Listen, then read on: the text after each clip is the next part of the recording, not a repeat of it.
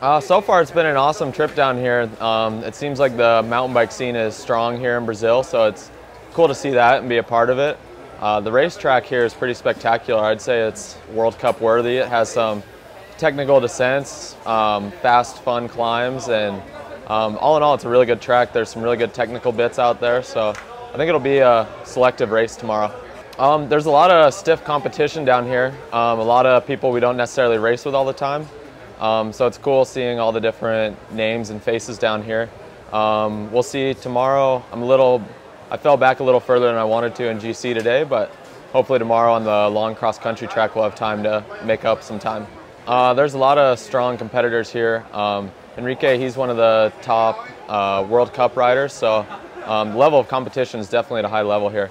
I've really been enjoying the levels. I was part of the research and development of those, so I've been riding those since sometime in November.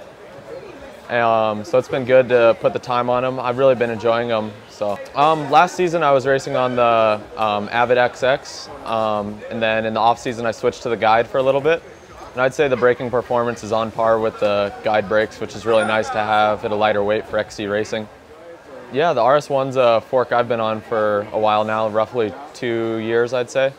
And it's an awesome fork to have, very consistent. I haven't had any issues with it, which is huge. It's good for traveling with.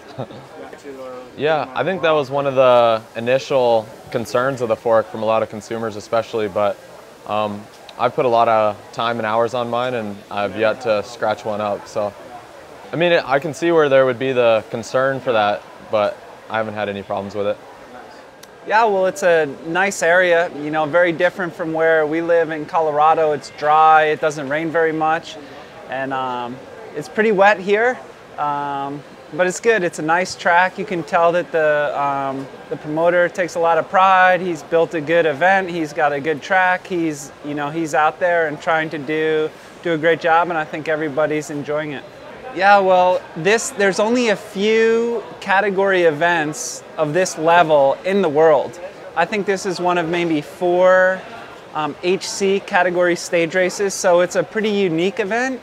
And my teammate Russell told me about it. He was going to come down here. I thought it would be nice to come to Brazil. I've been down here before for Pan Am Championships quite a while ago. And it's just always nice to come to Brazil, so it was a good excuse, a good way to get to come back. Yeah, I think it hasn't been my best race, that is for sure.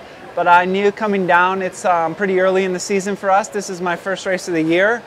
And obviously the season has been going for quite a while down here. So I knew coming in I would be suffering, but I've been getting a lot of hard racing in, which was the goal. And you know, today was better than yesterday, and hopefully tomorrow is better than today. So just hope to keep improving.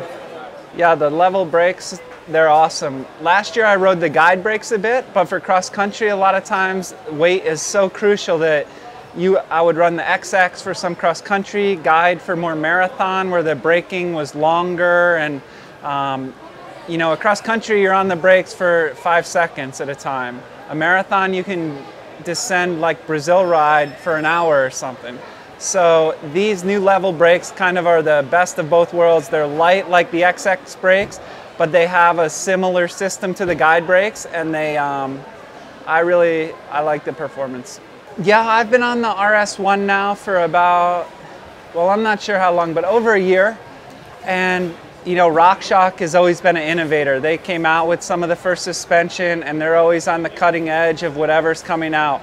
So they don't release a product unless they think it's going to be better than the previous one, and it has some benefits. And the RS-1, it's stiffer, it tracks better, it's got a unique look. You know right away that it's a RS-1. It's not, you don't have any question, is that a Fox, is it a DT Swiss? You know it's a RockShox RS-1.